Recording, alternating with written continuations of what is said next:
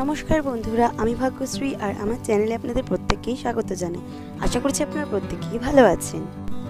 বন্ধুরা, আজ আপনাদের জন্য যে বিষয়ের উপরে ভিডিও নিয়ে এসেছি তা হলো আমার গোপাল সোনার জামাই ষষ্ঠী পালনের ভিডিও নিয়ে। তো চলুন ভিডিওটা দেখে নিন।